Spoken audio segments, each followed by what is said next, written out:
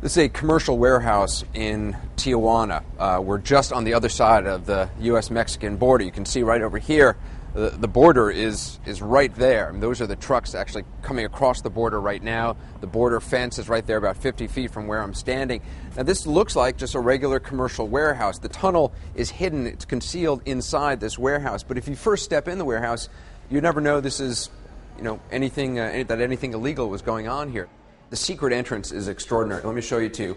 It's in a small warren of rooms, and you come into what you think is just a regular bathroom. There's a toilet here. There's a tile floor. Looks like the bathroom is still under construction. But this entire floor is actually attached underneath to a hydraulic lift. So the entire floor lowers down. You can see it's about 6 or 7 inches lower from the wall.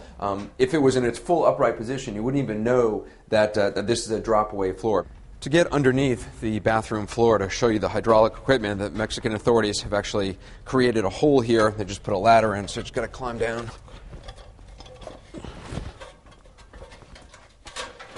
Now, over here is the hydraulic equipment that is attached to the bathroom floor above. So the toilet that we saw is just up here, just in this room.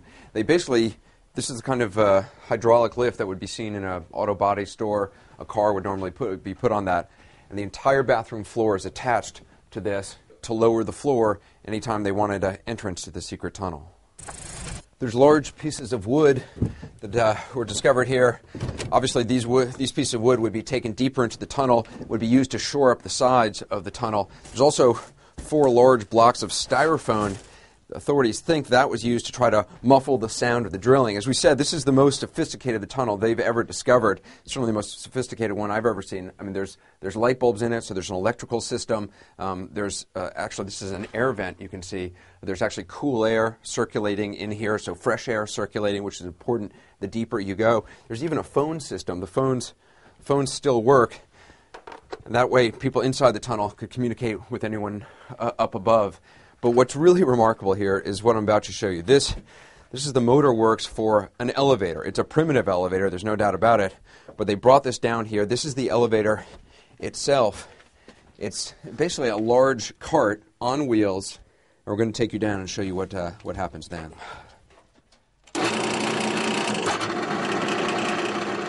You really get a sense when you're going down in this tunnel, just the amount of work that it took to build this. Look, you can really see the bore marks that were used to tunnel deep underground. It must have made a lot of noise. I mean, this is solid rock here that they are digging through, and they use heavy machinery. Look, this is all jackhammers, mining equipment. We're now 90 feet deep, and there's the electrical system is still in place. There's plugs here. There's a electrical box. There's still the ventilation system. The lights still work down here, and the phones are even this deep underground. All right. We probably already crossed into the United States.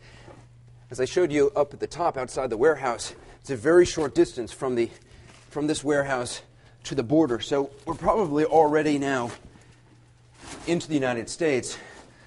Question, of course, is where was this tunnel going? Where in the United States was it going to pop up? This tunnel was never finished because authorities discovered it in time. But it goes about 900 feet underground. It's tall enough here, you can pretty much stand almost straight up. I'm 5'10", so it's probably almost 6 feet, I guess, right here. This is solid rock that they drilled through. So it took an awfully long time. You can imagine how difficult the conditions were down here, even though with the ventilation system and the primitive electrical system down here, it's still got to have been a daunting challenge. So authorities pretty sure a major drug cartel is behind this. Not sure exactly which one. This might be some evidence. A lot of these sandbags say Sinaloa right here. You can see it, Sinaloa, Mexico. Sinaloa is another state in Mexico, and there's a large drug cartel there. They're called the Sinaloa Cartel. So it's possible the Sinaloa Cartel is behind this. At this point, they simply don't know who's responsible for digging this tunnel. So we've come to pretty much the end of the tunnel. There's a lot of equipment still being stored here. And as I said, this tunnel was never finished.